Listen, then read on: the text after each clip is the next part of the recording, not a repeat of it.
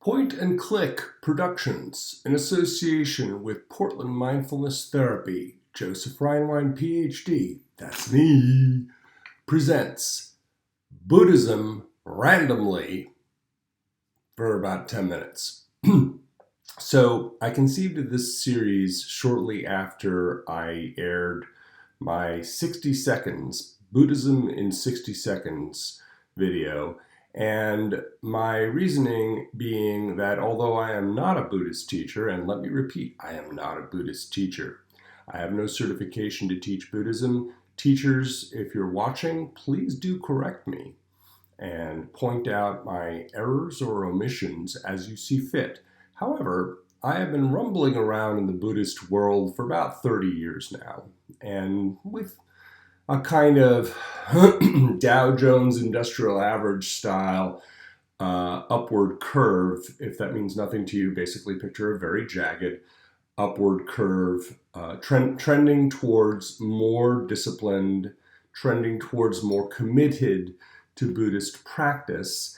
And I am into acceptance and commitment therapy because of my experiences with Buddhism and specifically Zen Buddhism. So I am told I am pretty good at explaining difficult concepts in a simple way. That's what people tell me. So responding to that feedback from the world, I am going to try to provide a few videos about basic concepts, practices, notions, philosophies, worldviews that come from my experience with Buddhism. So today, what I'd like to talk about on the theme of you are the Buddha. You are the Buddha. This is a basic concept in Buddhism, especially Zen Buddhism. And I'm going to stop saying Buddhism, pretending that I know how to pronounce that. I'll just say Buddhism, like we say here in America. Sometimes I like to add a Brooklyn accent, Buddhism. So in Buddhism, Buddhism is not exactly a religion in the Western sense, in the Judeo-Christian sense, and it's not exactly a philosophy in the sense that we mean in Europe and the Americas. It is somewhere in between, perhaps, or perhaps it's its own thing, or perhaps it's both. Whatever the case may be, fundamental to Buddhism is that Buddhism is for you. It is for you, and this guy too. And all of us are the Buddha.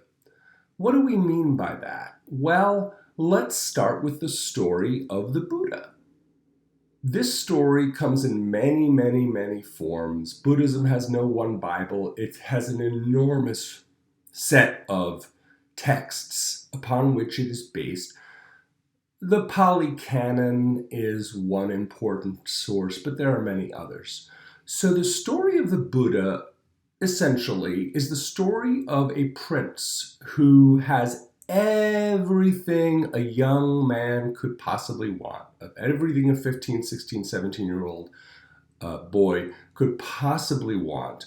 And that's everything, including something of a harem from which he picks a wife, from all the young women of his father's kingdom. He is taught to hunt. He is given hundreds of acres in which to hunt.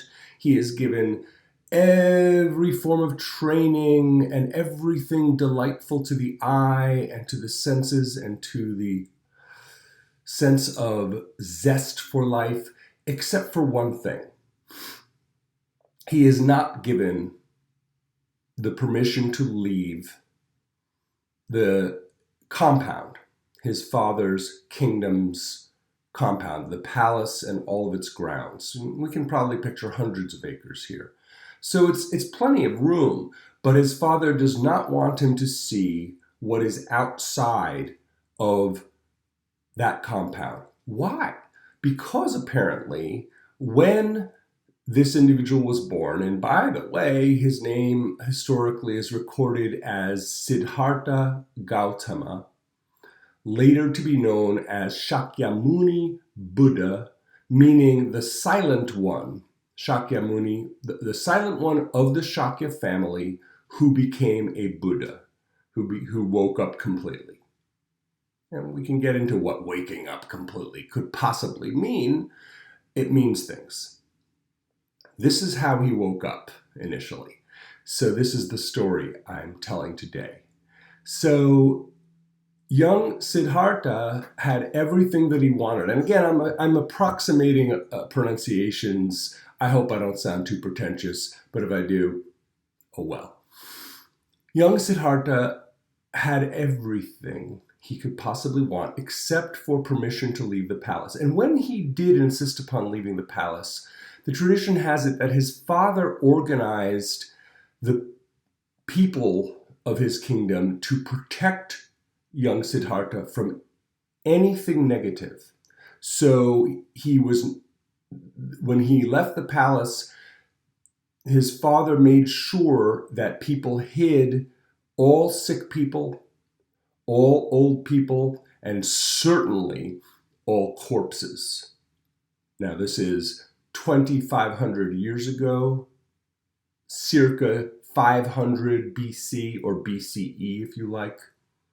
So 2,500 years ago, plus minus. So corpses were not such an unusual sight, and certainly sick and old people were not such an unusual sight. But when he did leave the palace, when he insisted on leaving the palace, his father made sure that he was accompanied by his personal servants and also probably a couple that were very close to his father. And they all made sure that he didn't see anything unpleasant that could disturb him. Why? Because when he was born, as I started to say, and then my scattered monkey mind went from tree to tree, when Siddhartha Gautama was born, there was a prophecy that he would become a monk, a penniless, propertyless monk preaching what was then and now known as the Dharma. Dharma means, loosely translated, teaching the teaching of life. And I do still have a cold, so pardon me if I snuffle and make gross sounds and movements. That's part of having a human body. Human bodies, they don't cooperate with us exactly. And that's part of the First Noble Truth. But I'm jumping the gun. My monkey mind is jumping ahead. To finish something that I keep trying to finish, my own mind interrupts me. When he was born, there was this prophecy that he would become a monk and teach the Dharma, and his father didn't like it.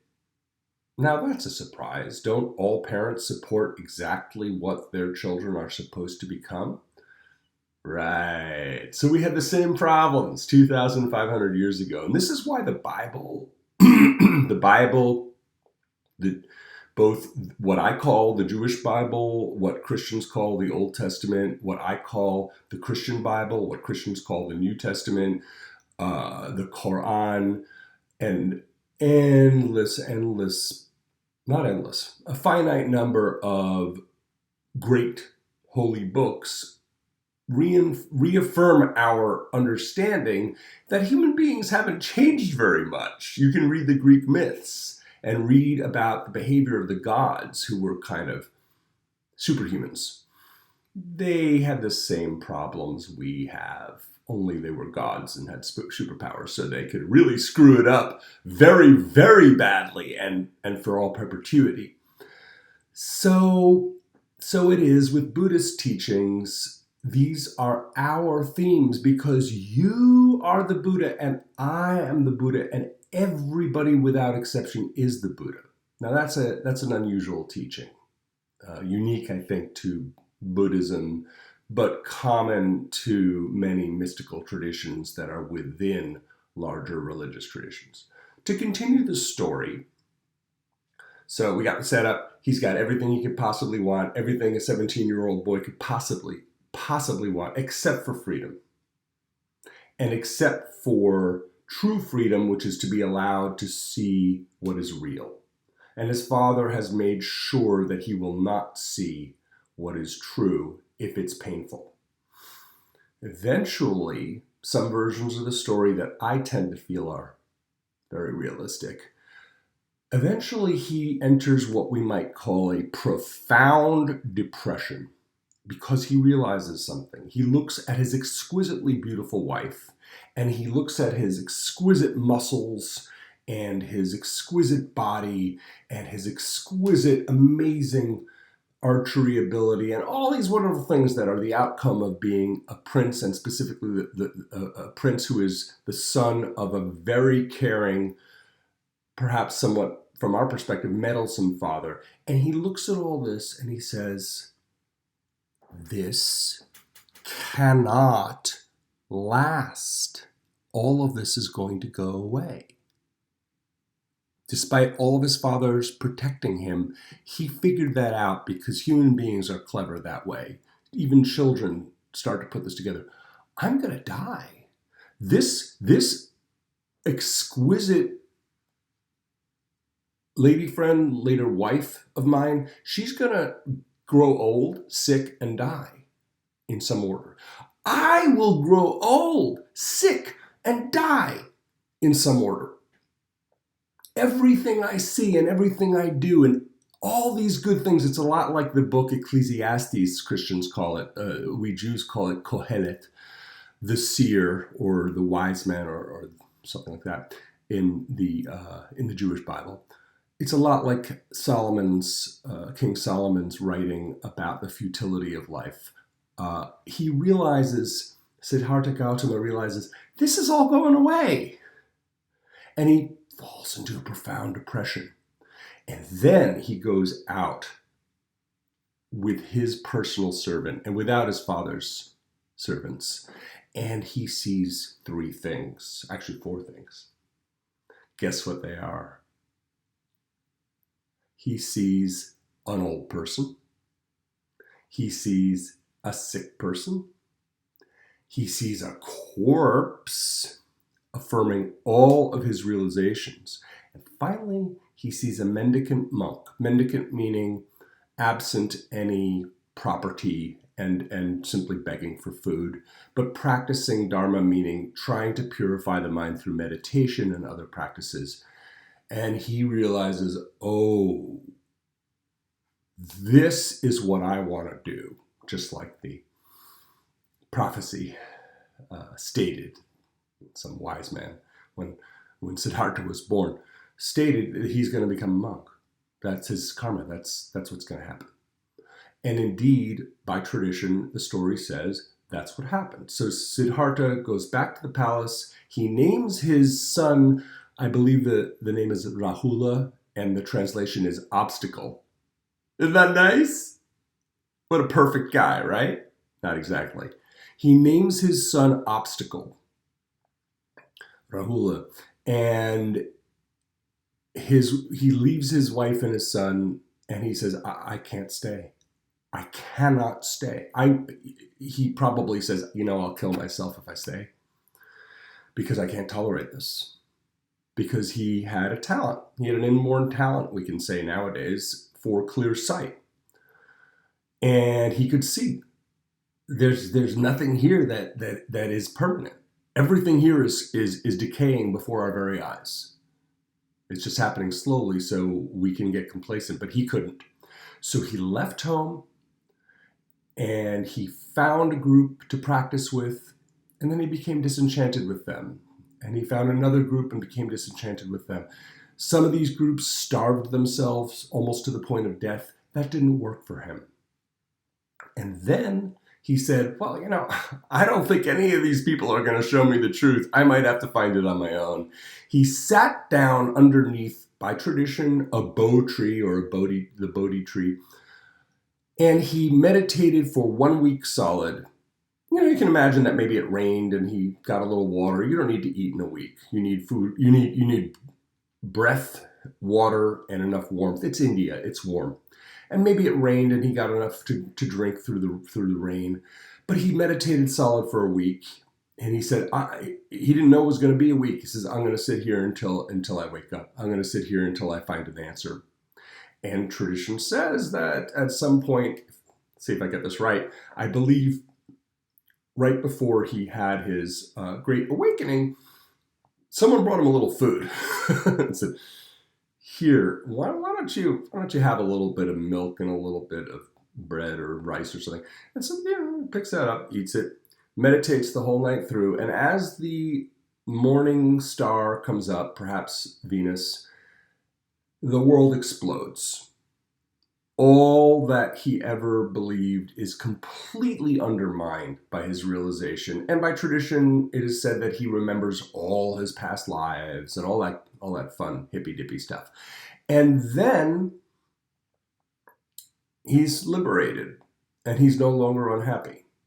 And he has profound insight. Why don't we take it to here? Because I have a little bit more to finish with that story, my version of that story. Again, I am not a Buddhist teacher. I am a psychologist and a student of Buddhism. I think I'll probably put that caveat as a boilerplate going forward in the description or something like that. And this is my version of the story, and this is my experience of Buddhism that I'm communicating to you. And that's all.